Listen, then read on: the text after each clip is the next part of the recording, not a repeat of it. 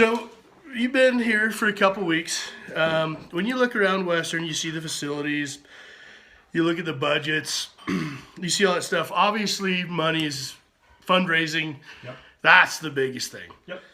What are some of the other things that you think are priorities and that you can change at Western? Yeah, I definitely, I look at, I am a firm believer in having a full operating sports program. So it's not just one sport. It's making sure that all our other sports are up and operating. And that's making sure that, our football team got to go to Kentucky. We need to be able to make sure that our cross-country team gets the opportunity to compete in some higher meets and had a fantastic season. And if we can get them to some other meets that would kind of help increase their preparation and readiness, that's good to go.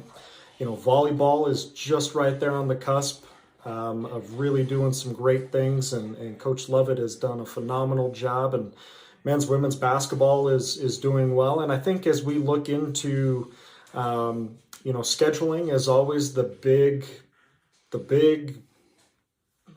question mark is, well, then how does this affect class and how does this affect travel? And I want to increase the student athlete experience. And so we need to get creative. We need to get bold and innovative in how we are not just getting our players and student athletes out there in front of people so that people know in advance and know who Montana Western is. And when they see the Bulldog logo, hey, that's Montana Western. And they're from Dillon, and they're a talented group. So I think it's just continuing to create those opportunities and experiences and really build on what is already in place, but making sure that our students are not getting home at 3 or 4 a.m. and having to drive 3 to 4 hours and run a 6K the same day and then drive back. So it's a challenge, but the thing that really sold me on Montana Western was Chancellor Reed, his vision for athletics. There's a whole new group of kind of cabinet staff, administrative staff that come in with fresh ideas. And I'm not one that likes to play the status quo of, well, this is how we've done it in the past and this is what we've done before. I like to push the envelope and say, well, have we thought of doing this, or have we thought about doing that? And just kind of getting creative and seeing what we can do. No, I appreciate that very much, because for a long time it's been, well, this is all we can afford, or this is all we can do, and this is what we've always done. So it's it makes me happy to hear and that. I think when you look at it in that way is when you're being creative and innovative, the stuff that all of a sudden, you're looking at freed up budgets, or you're looking at, opportunities that can be given to the student athlete. Never should we have to worry about being able to pay to send an individual or a team to a championship. It won't happen. It's inexcusable. And, we need to make sure that their interest is as the top priority. You've touched on a few things that you loved about Western, or what brought you here and all those things. What is something what is the one thing that was unexpected that you get to work every day that makes your job or makes you love what you're doing? What is the one unexpected thing? And I'm not trying to dodge the question. There has been... Oh, and I tried to make it hard. Oh, I know you're making it hard. For me, there's, when you're in college athletics, and I think definitely in today's day and age, after the COVID pandemic hit, there's always the unexpected. I would say the scheduling and the traveling is always going to be an issue. It's always going to be an issue, because you're looking at, you want to go there to compete. You want to go there and be your best. Now, if you're a cross country runner and you're having to drive 3 hours to the meet and then run, are you really going to be able to be at your best? And credit to our cross country runners, because they're doing that and have been doing that, and they showed phenomenal. The same thing with our rodeo team. They need a place to practice. And just as I'm driving in here today, we have, snow and wind, and it's dark, and we need to be able to make sure that they have a place that they can start and excel and reach their spots. But nothing out of the blue. I'm one of those guys that I enjoy challenges. I enjoy pushing myself. And so it's like, all right, well, I don't look at it as going, well, crap, I got to do this. I mean, there are challenges, and you have to try and do them. And sometimes my idea may not work. But I think the scheduling and the practice facility and the issues for rodeo, and then the overall travel is one of those ones where I'm really hoping we can kind of make some headway with the Frontier Conference and with this new administrative staff, that we can really, again, we got to remember it's about the student athlete experience, and what can we do to make sure they're succeeding in their competition, but also in the classroom. All right, so 2 and 8-year-old boys, what's their favorite sport? What are their favorite teams? And do they agree? Do they have the same ones? Are they polar opposites? Yeah. So we'll start with football. Football is one of those ones where my wife's family are all Seahawk fans. Old boys, right? Boy.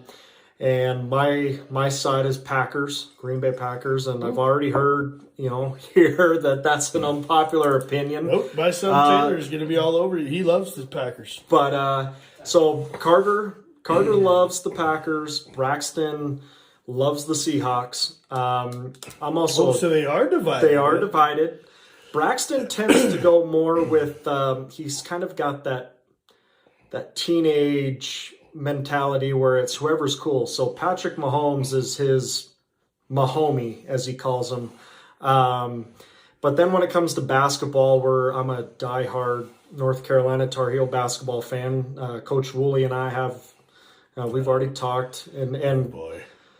And Coach Mike is a Duke fan, and so there's some things there, but animosity in the hallway. The animosity, but they both love the Tar Heels, and I think it's because of Dad. But I've told them they can love any team, any college team, except for Duke. And so to be clear, football's their favorite sport.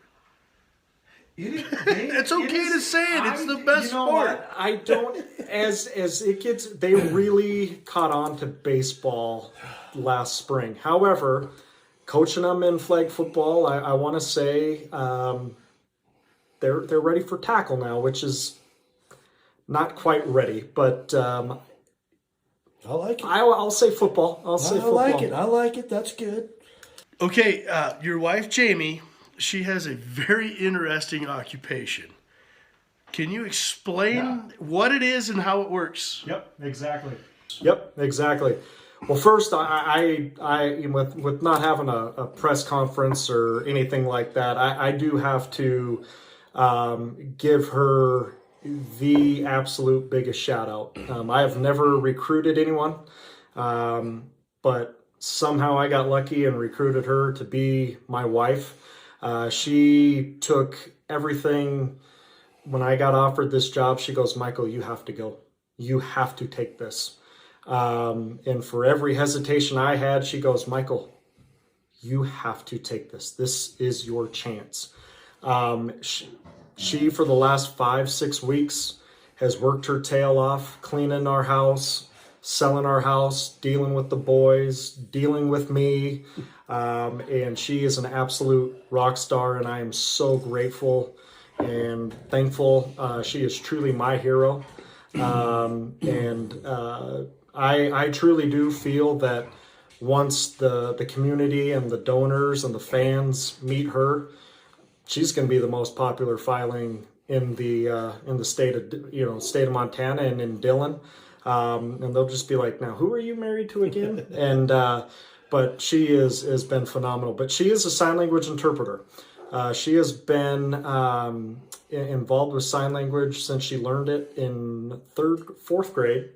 She was in a split class with a deaf student, and she is phenomenal. So what she does is she works from home. So she's a contracted interpreter, does the video relay system, essentially Zoom.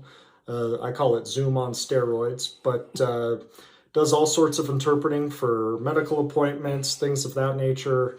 And again, she just is phenomenal. So she has always been incredible just to kind of watch her do her work. You know, she always talks about my work, but her work, she gives a voice to people that can't speak.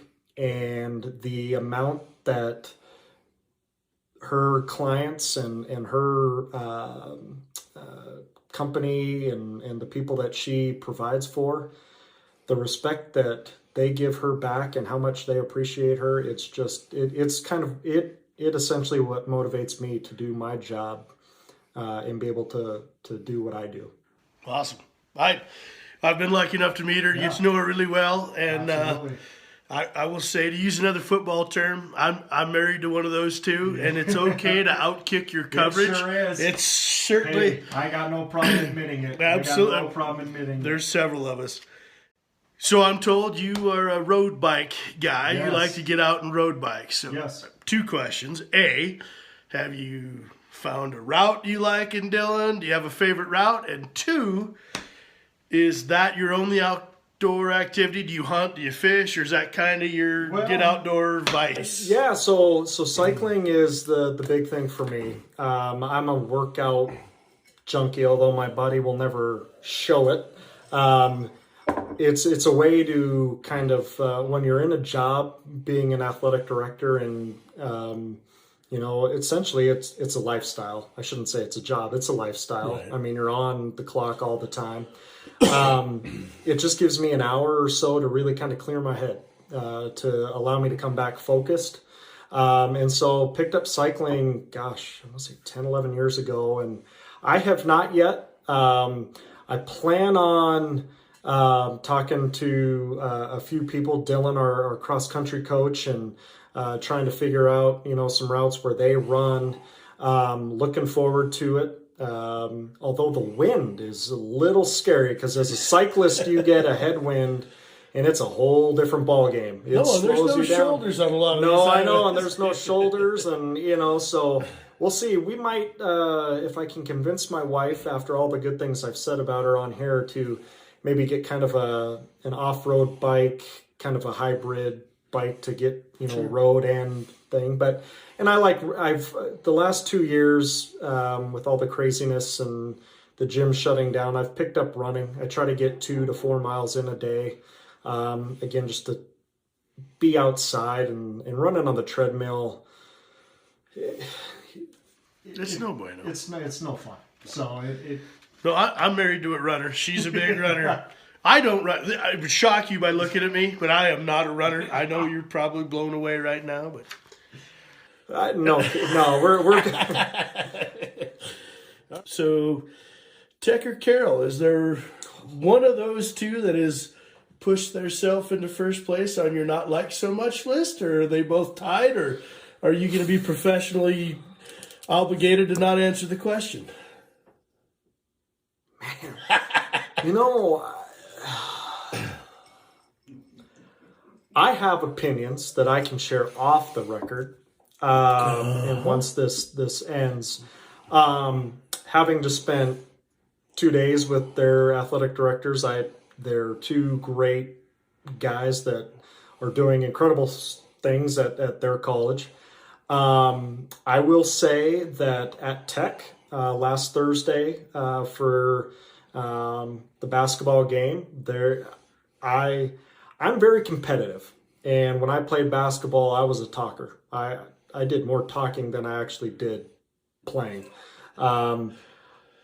They had some things for our team, and I thought our guys handled it extremely well, better than I would have handled it. And there were times I had to sit and remind myself that I'm an athletic director. I can't say that stuff. I think a lot of it's caught in the the moment and the competition, things of that. I am hoping that with basketball season coming up, I am looking, in fact, today, that was kind of my project, is a way for our 6 remaining home games, our doubleheaders, that we can get under the skin of a number of teams, of a number of teams, and create an atmosphere that people are going, oh, God, I got to sit and listen to the dog pound go. I was going to say Coach Norris could probably help you with this. We're gonna, and I have some incentives to get them there. You know, you get some pizza in those kids in between the women's and men's game, and you know, things can kind of be swayed a little bit. But I am all for competition. I'm for I hate Duke, and Duke's. They are one of the best. Cameron Indoor Stadium. They'll let you know. They'll let you know, and they'll let you know that they're there. So that's my goal, is that we can get to that point where that place is rocking each of these last 6 kind of doubleheaders that we have, and really root on our men's and women's basketball teams. And so I would say, to finally answer that question, I think it's TBD, to be determined. Yeah. I just want to put on the record, I respect their athletic directors. Like no, hey, look, bud, we all respect their ADs are great people, their players are great kids, they're a great school, but we still hate them. I mean, come on now. Exactly. I mean, I'm gonna have to, Keith, you're making me gonna have to change shirts after this. This is incredible. I didn't think I'm gonna, these kinds of. That was the last question. You're off the hook. Sounds good. Well, I do have to say before we go, I am looking forward to the fall season. I have a Traeger at my house. I'd like to think I can smoke, but when I got this job, I showed every single person about it of the Engine 18, the fire truck turned into the smoker, all the pictures of it. We came from a good tailgating scene in Western Oregon, but I'm ready for some real fun, exciting tailgating. And as we move forward with some plans for future years, it's definitely, we want to build football around the tailgating. And whether that's night games, whether that's whatever, tailgating here is king, and I'm looking forward to it. And I'm going to have to definitely get some runs in the morning so that I can eat all I want. Awesome. Would you do me a favor? Yeah. Don't invite me on the runs. Don't invite you on the runs. It just puts me in a. Janelle and I will take you care and of it. Janelle can go, and then that puts me in a position that I don't have to. You got tell Taylor, and then right. We're good to go. But no, I'm a very, very appreciative of everything Engine 18 does, the support, and I'm looking forward to continuing and helping in any way that I can, and whether that's showing up, speaking, whatever it might be, or if I need to help set up the tailgate, do whatever. I'm looking forward to it. What you all do is unprecedented in a lot of colleges, and if you could duplicate what you all do for other colleges, there would be a lot of happy people and a lot of less burnout, and I'm very, very grateful and looking forward to continue to build on that. We're not going to be here forever, and you want to leave it better than you found it.